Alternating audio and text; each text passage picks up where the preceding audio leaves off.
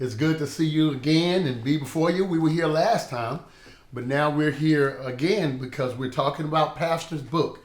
It's a very instrumental book in my life, and it's the awesome times of Pastor Booker and what he's accomplished in his life through what God has done for him through his life. And it's the book we have. It's called "I Tried to Do It the Right Way by Faith."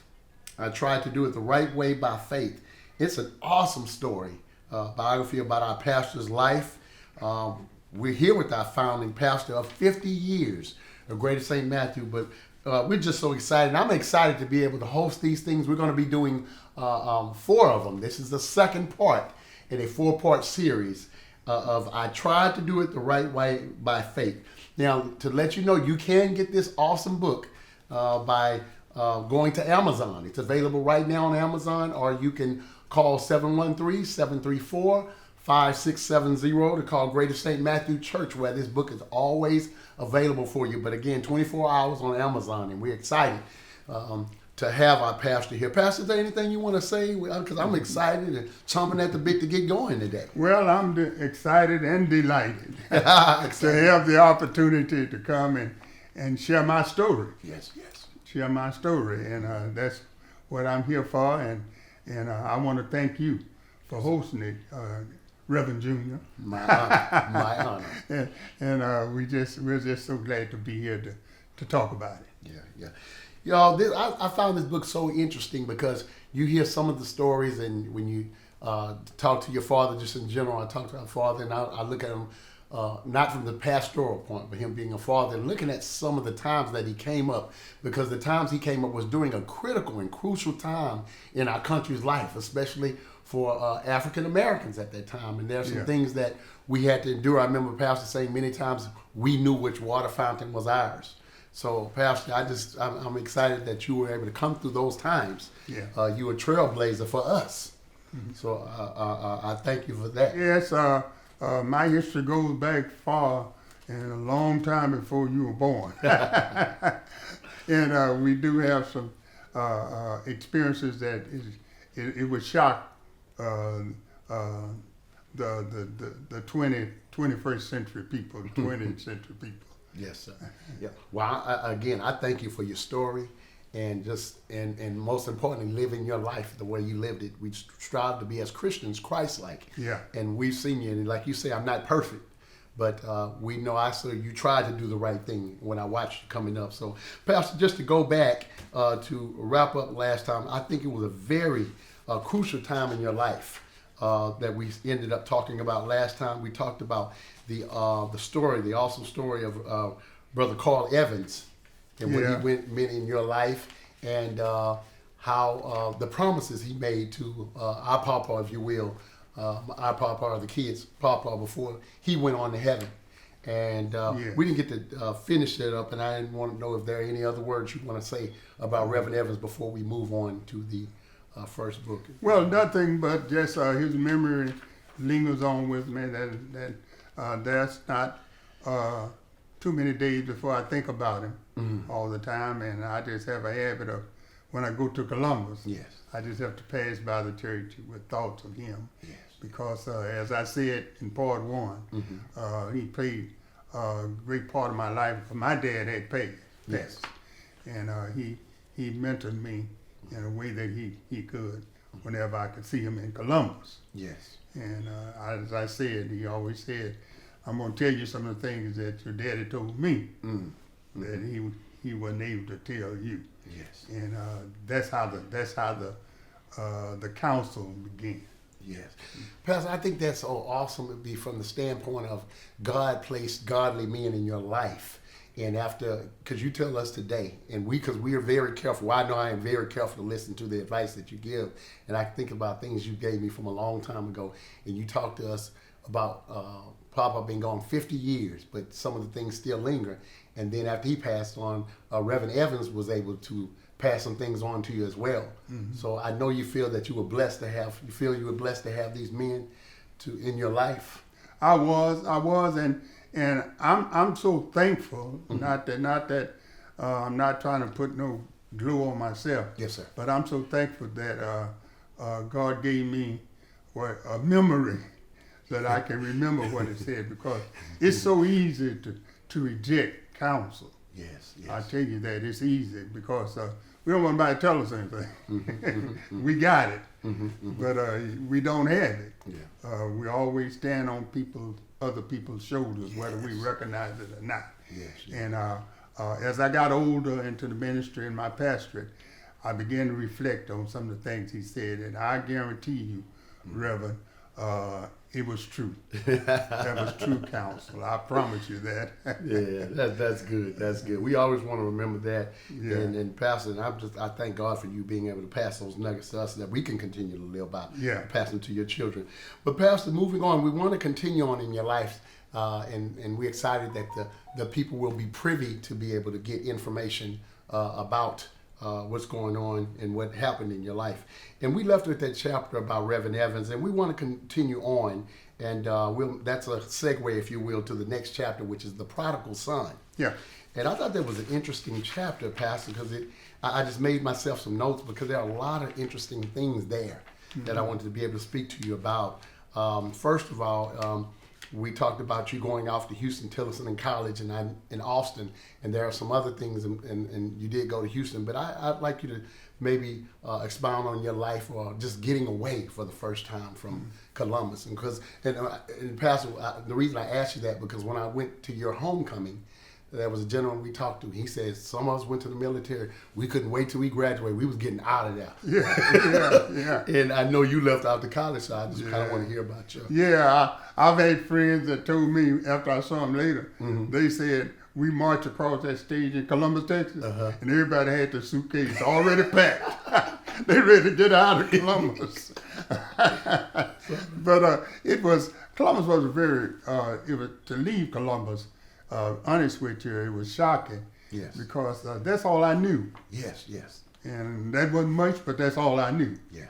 And so it was a culture shock. it was a culture shock when I went to Austin, to Tillerson, and very culture shock. And I found the times when I left, we all couldn't wait to leave Columbus. I didn't have to get up at 4 or 5 o'clock, feed the hog. You know, I'm country, so my listeners are going to hear something about animals. You know, we at talked some about point, that. pigs on the pork chop. When they're still on the pig. On the ham, when they walked around with the ham on.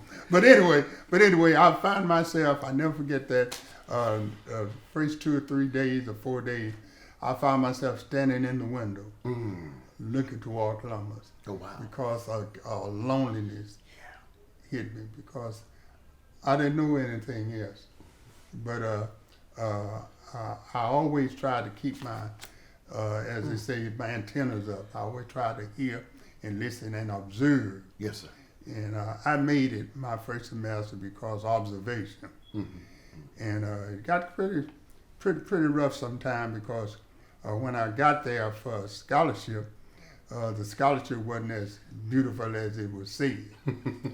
And there were some things that was not there in my scholarship. So I had to kind of buckle up. And I never forget, one day I got on the bus and went downtown looking for a job. Okay. In 1961, a black man looking for a job in a store like Macy's. The 61 man. Am I making sense? Yes. I walked up and down those streets because I'm used to working. I worked and asking for a job. I can imagine what they said about, because it was so much segregation. Yes. But I didn't let that stop me trying to work, because I felt that if you work, that's honey.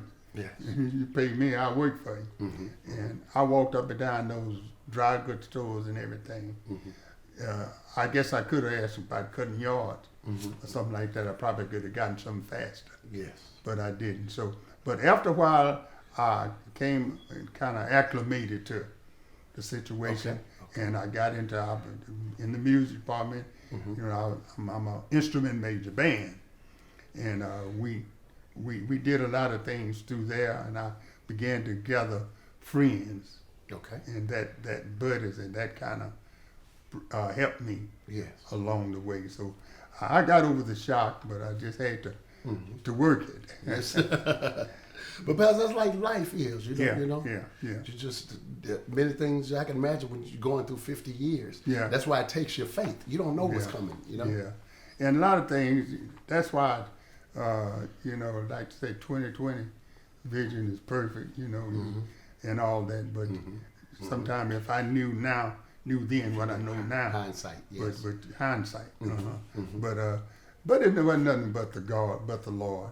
And I may sound like a preacher, but it wasn't but the Lord that sent his angel. That sent his angel to protect me. Yes, sir. As I went by, because so many things could have happened. Yes, sir. And there are some things out there now. Sometimes you don't say things to protect the innocent. But we had to overcome some things. Yes, sir. And we made it. Yeah. Well, Pastor, that's good there, because I want to ask you, because you're talking about your faith, and there's a situation that happened with your father that jarred you and shook your life. Yeah. And that at that point you had to leave Austin. Can you tell us about that time and what happened? Yeah, I'll never forget that. That was during the Thanksgiving week. I'll never forget that. And when I came home, I was staying with my sister. Her name was Bernadine. Yes. Aunt Dean. I stayed with your aunt India when I first got there, and then I moved to stay with Dean. Yeah. She was a single woman, and when I got there, she told me about my dad was ill. Yeah. And Thanksgiving, I just left school, came down to Columbus. Yes. And it was so much in the air, so many things. Being a young man, still 17, it's kind of confusing what's going on. And when I got home, Daddy was very ill. He had a stroke, and he just went down. He went down, and it was a general consensus that, well, I can't go back to college because my dad is sick and everything. And, Yes. And I didn't. I tell you, I didn't think of not going back because I had a drive in me to do better with my life. Yes. I always felt like that was something better God wanted me to do. And please, I want my hearers to know that I'm not trying to elevate me or what you call it, put shine on me or whatever. Yes, sir. But it is like it was. But God sent my other sister from Houston. Yes. And she and her husband, Yes. Martha and Raymond, Uncle Raymond, yes. your Uncle Raymond, they took me to Houston. And Junior, that was a big outcry by me going to Houston. Yeah. Because I was considered a country boy. Yes, yes. And Houston was sounding like a New York City, Broadway. Yeah. Am I making sense? Metroplex. Man. I mean, Houston was bigger than me going to New York, Times Square. Yes, sir. Yes, sir. Yes, sir. Back in the 60s. But it was just something in me. I say, I'm going. And so they took me in. And I was there about a week after January. Then my daddy passed. Yes. And then I came back, and then we went back. And I had told me and said, don't go because you're going to flunk. Yeah. You're a country boy, and all them big city folks. Everybody heard of Yates. Yeah, Yates. And Wheatley. And that Turkey Day football. Yeah. And man, when they say Wheatley and Yates, I'm supposed to start trembling. Yeah. And but when I got to Texas Southern, I had classes with Wheatley and Yates. Yes, sir. And Junior, I found out that my football coach always said, don't fear another team. Yes. Because you put your jerseys on the same way they do. Yeah. And I found out that they wasn't superwoman, supermen. Yeah. Came from Mars. They were human like I was. And that's how we got started in Houston. And that's one of the blessed things that happened to me. To get to Houston. To come to Houston. Yeah. Plus, I think it's interesting what you say about seeing the things and you can see them as insurmountable odds, and you don't take your intestinal fortitude or your courage with you. Yeah. Because I remember one of the managers said that the New York Yankees in the 20s, when they had Babe Ruth, they said the team had already lost when they saw the stripes. Yeah. They Yeah. hadn't even played them. That's They right. just, when they saw the stripes, who was against them, they had already given up. Mm-hmm. You know what And I'm you saying? know, I be in class and sometimes we're in class and sometimes I'll be the only one to know the answer. I said, not me, from Columbus, Texas. But you know, Junior, I just want to speak a word to someone who's listening, especially some young people who are trying to get their career. Don't be frightened by things that's so optic to you. So many things what you watch what go into your ear and what you answer to that. You're gonna get a lot of things in your ear, but always realize that you can make it. You can make it. You don't have to be a fanatic, but you ought to have a drive in you, letting you know everybody that made something out of themselves had to go through some things.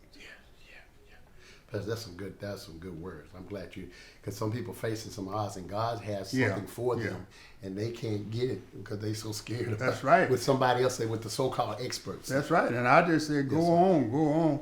And if God is for you, and sometimes we need to understand this, Reverend, that sometimes you make mistakes.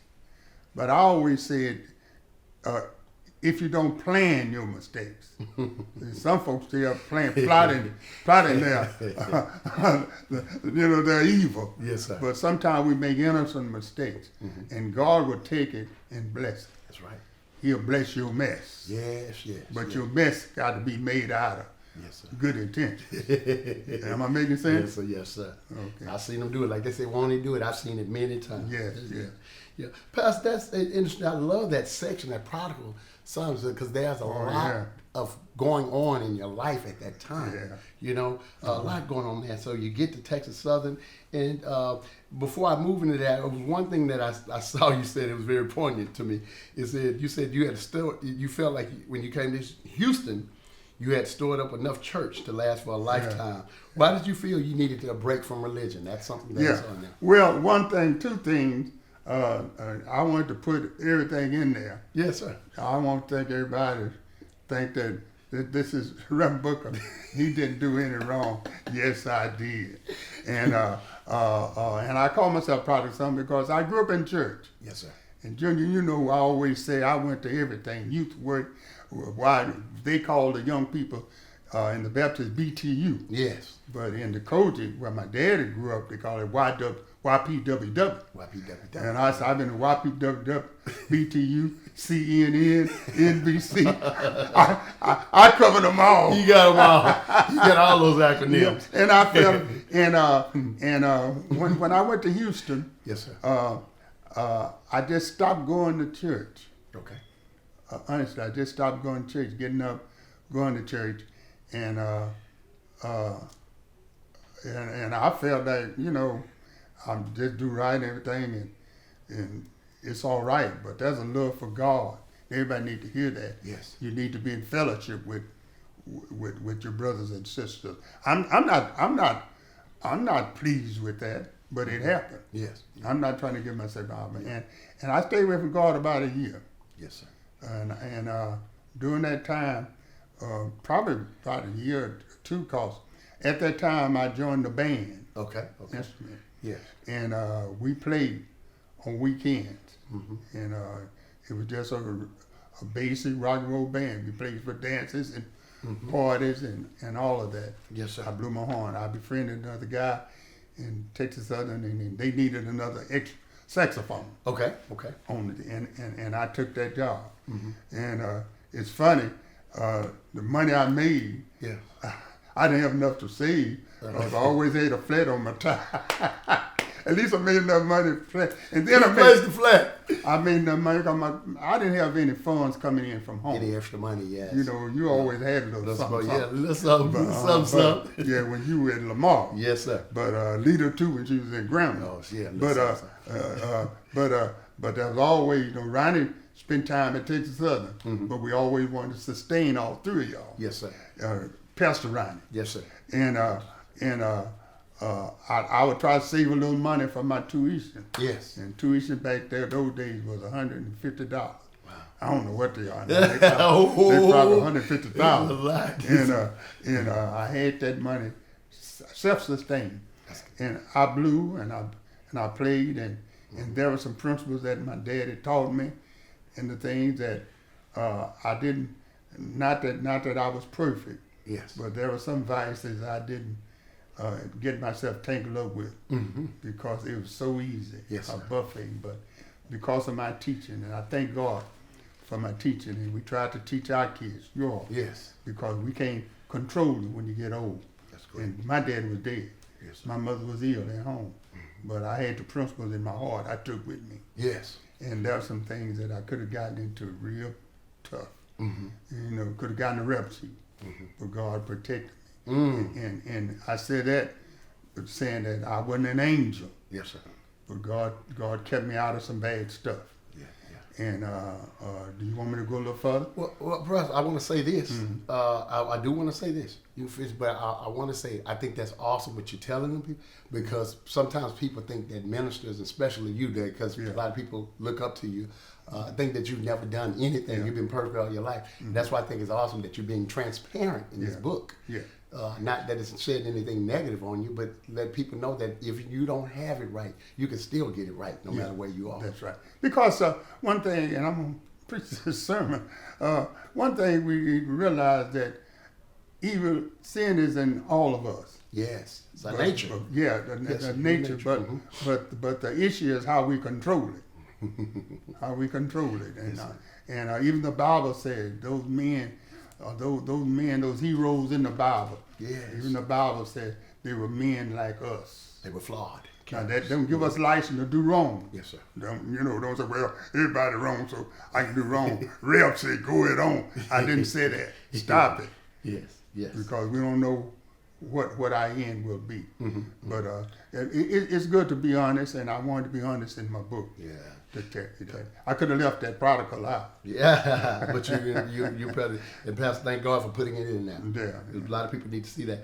Pastor, we're going to, I want to ask you this, 2 questions so we can wrap this up. And I think we'll start with that next one next time. But I do want to ask you something for the people, and this is for the young people. They are here and they see all the bells and whistles. They can do whatever they want to now. They can live where they want to. Yeah. They can vote. My daughter, she was just playing with kids of a different race, and she didn't know we had to teach her. But what was it like being at Texas Southern? I just want to ask you, during the times of the civil rights, how difficult was it, you being down here and coming down here during that time? Well, it was kind of, I would say, kind of scary. And it was kind of bad because we had incidents at Texas Southern when I was there, especially in the dorm. And in my book, if you get the book, I have a little section in there about that. And they came and the police routed that dorm, and there's some pictures showing a lot of students out on the ground. Yes. Because of the incidents, and some we felt was unfair to them because if there was the age of segregation. Yes, sir. And I took it a little different, maybe than a Houstonian. Okay. Because I came from the rural. Yes. And in the rural, it's the last place that integration came.